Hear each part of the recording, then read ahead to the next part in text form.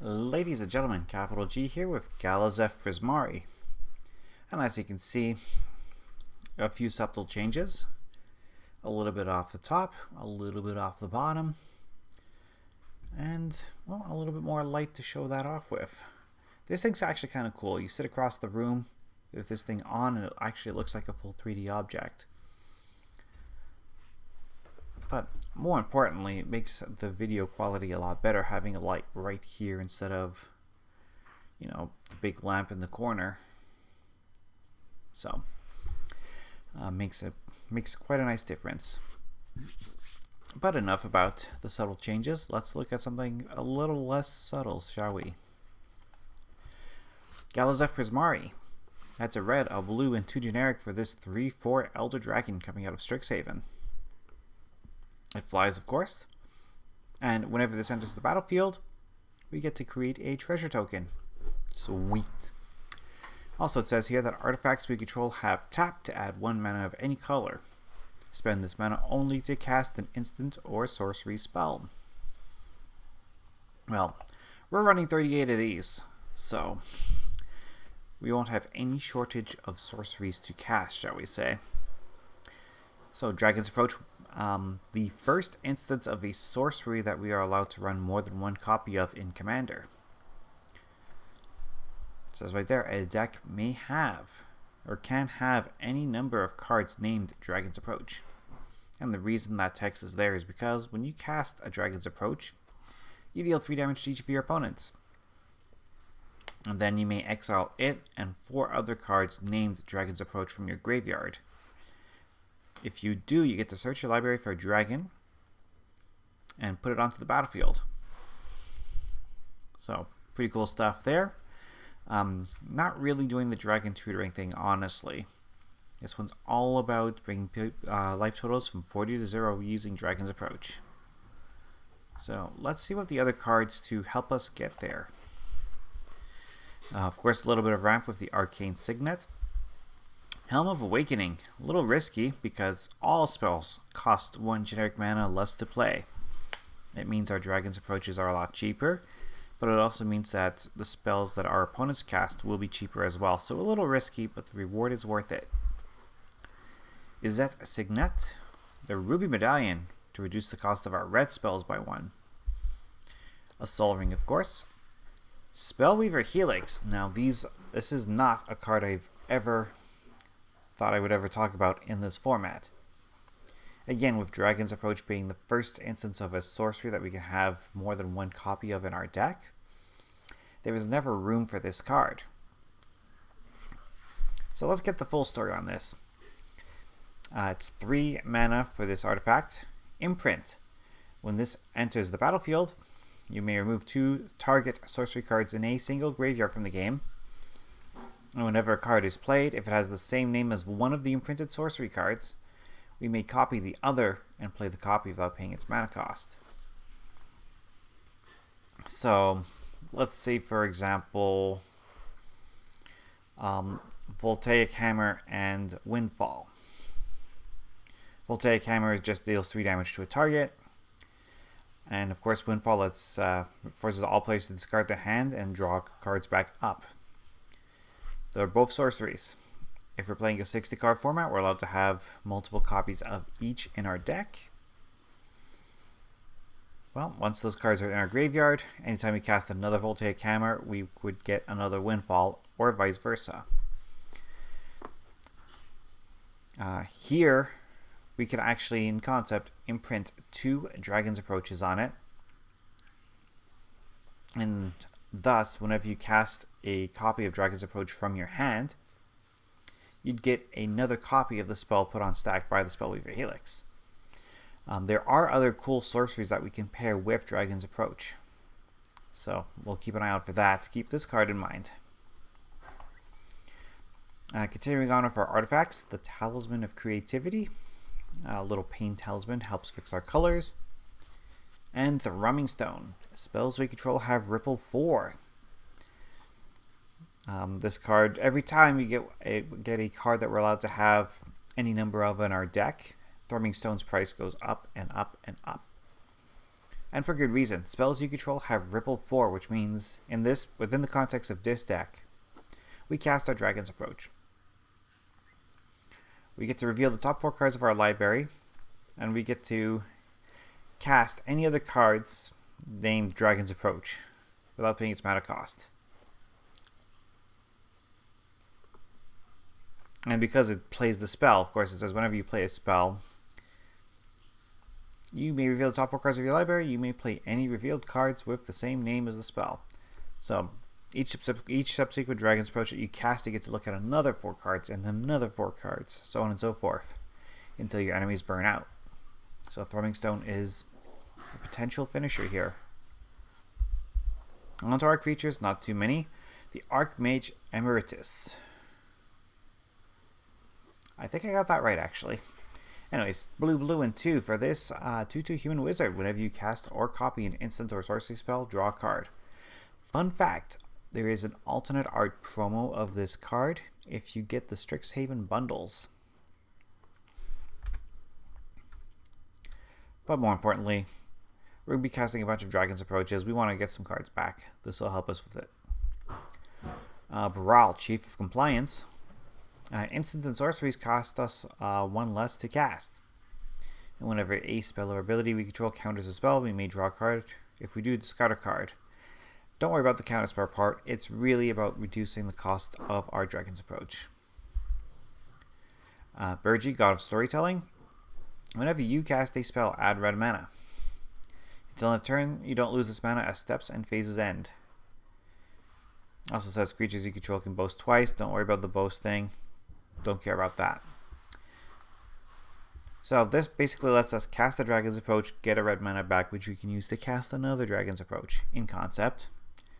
We also have the opportunity of playing it as Harnfell, letting us discard a card to basically exile the next 2 cards of our library, and we get the chance to play them. So lots of flexibility by having Burgi here. The Drift of Phantasms. This is specifically here to transmute into Spellweaver Helix. The Electrostatic Field. Whenever we cast an instant or sorcery spell, deal 1 damage to each opponent. It speeds up the damage output that we need to defeat our opponents. Goblin Electromancer also reduces our instant and sorcery spells. Gutter Snipe. Whenever we cast an instant or sorcery, deal 2 damage to each opponent.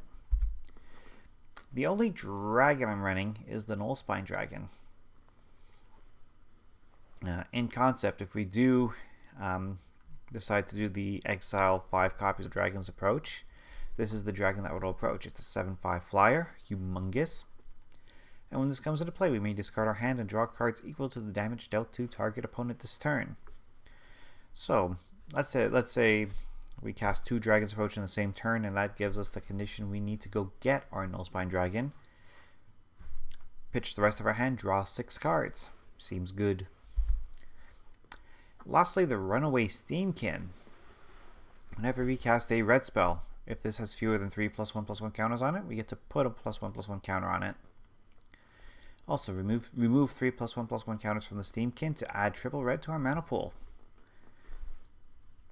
That's definitely enough to cast more Dragon's Approaches, isn't it?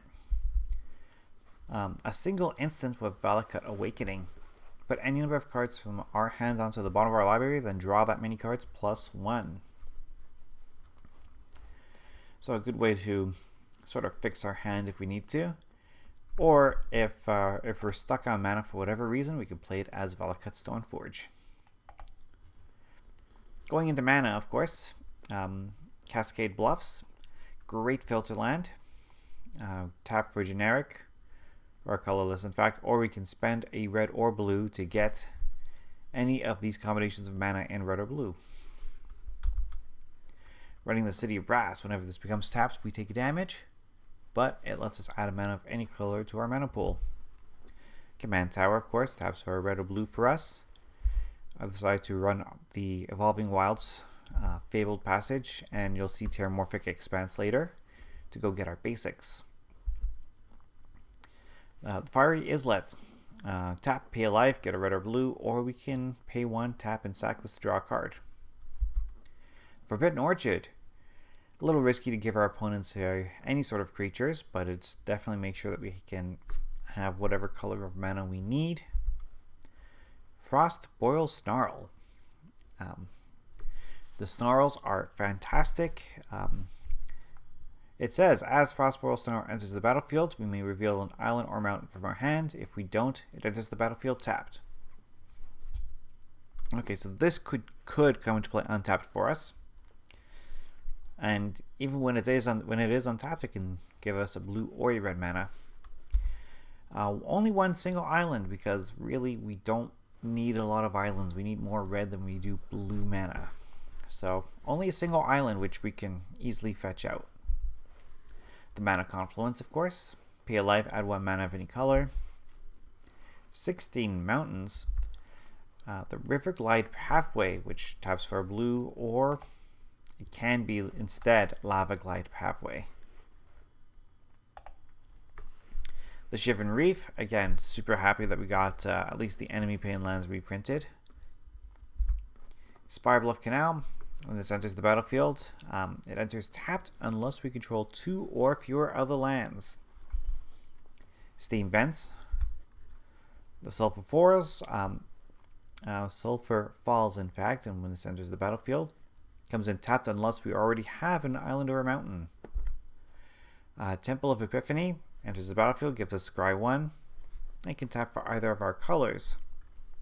Note that I am not running the Campus. I don't think the Campuses are very good. 4 mana and tapping a land, so basically 5 mana to Scry 1 is awful. So I don't run the Campuses, and I do not recommend them unless you're in a super budget scenario, or that's just the card you happen to have on hand.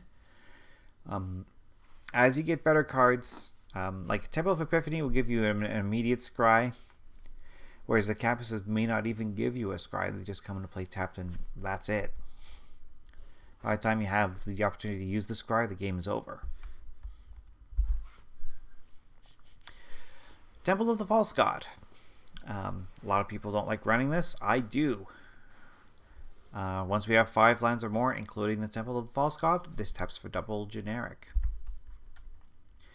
Terramorphic Expanse, as I've previously mentioned. The Training Center, if you happen to be lucky enough to pull one of these from Commander Legends, giving us 35 lands. Rocking 2 Planeswalkers, Jaya Ballard, triple red and 2 for this all-star, if you ask me. 5 loyalty Planeswalker. The +1 is add triple red, which you can only use to cast instant or sorcery spells. Of course. The +1, discard up to 3 cards and draw that many cards. Again, get rid of cards that we no longer need, such as lands, what have you, and then draw into more dragon approaches. -8 will never get there, but if we somehow do, we'll get an emblem with, you may cast instants and sorcery spells from your graveyard. Spells cast this way would be exiled instead of going back to your graveyard. That's fine. If we get to the 8, that's pretty sweet. Rowan, Scalder of Sparks, is our other Planeswalker. Running her because instant and sorcery spells we cast cost 1 less to cast. We can also... The same is true on the will side. We'll look at the will side after. On Rowan's side, +1, deal 1 damage to each opponent. If we've drawn 3 or more cards this turn, deal 3 damage to each opponent instead. Or the -4, we get an emblem with, whenever we cast an instant or sorcery spell, we may pay 2 if we do copy the spell. The will side of the card, if you choose to cast Will instead of Rowan, instant and sorcery spells cost us 1 less to cast. +1, up to 1 target creature has base power and toughness 0-2 until your next turn. So blank out a powerful creature. -3, draw 2 cards. Could be alright. And -7, exile up to 5 target permanents. For each permanent exiled this way, its controller creates a 4/4 blue and red elemental creature token. So our twins, hoping to give us some work, and again, it's a Planeswalker that gives us a discount on our instant and sorcery spells. As I've mentioned, 38 copies of Dragon's Approach in this particular deck. Also running a Fabricate to search for an artifact card, reveal it, put it into our hand. Either Spellweaver Helix or Thrumming Stone are our targets for this. Jessica's Well. Now, if we manage to put this at a Dragon's Approach onto the Spellweaver Helix, we could go nuts. So 3 mana sorcery, one that was initially overlooked during the spoiler season, but has proven to be an all-star in our format. We choose one of these two modes, but if we control our commander when we cast the spell, we get to choose both. The modes are add 1 red mana for each card in target opponent's hand. Let's say our opponent has 5-6 cards in hand. Lots of mana. We can also exile the top 3 cards of our library, and we may play them this turn. So I thought that was pretty sweet. Mana Geyser, of course, add 1 red mana for each tapped land our opponent's control. Mizzix's Mastery. This will be sick, especially if we have a bunch of Dragon's Approach in our graveyard. Instead of exiling them for a dragon, we cast Mizzix's Mastery, preferably overloaded. And we get to exile all our instants and sorceries from our graveyard and cast them for free. Pirate's Pillage, also fantastic. As an additional cost to cast Pirate's Pillage, discard a card. Try saying that even one time fast. Draw 2 cards, create 2 colorless treasure tokens. So, very cool effect. And lastly, the Seagate Restoration. We could play it as Seagate Reborn, but ideally we want to try to cast this spell if we get the opportunity. Draw cards equals the number of cards in your hand plus 1. You have no maximum hand size for the rest of the game. So, it's a good way to refill our hands in the later stages. That's my take on Galazeth. Or shall we say my take on Dragon's Approach. Let's not fool ourselves. I just hope you all like it and like some of the ideas that are here. And what's our next deck going to be? Haven't figured it out yet. But when I do, you will see it. And I will see you next time. Bye for now.